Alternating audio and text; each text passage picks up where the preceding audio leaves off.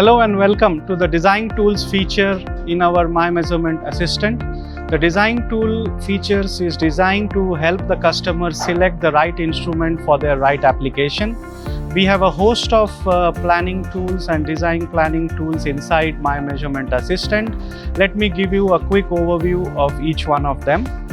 We have our NINVA predictor tool, which helps the customer understand the cost savings they will get when they shift from a thermocouple to a NINVA measuring device. We also have a TPE calculator, which helps the customer select the right pressure transmitter for their application.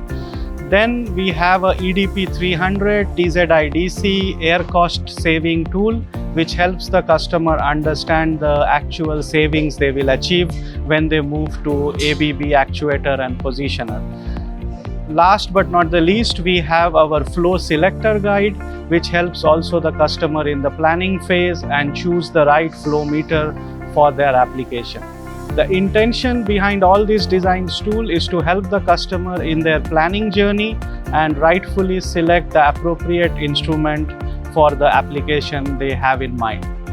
If you need any more information, please visit our website or reach out to our local support for more details.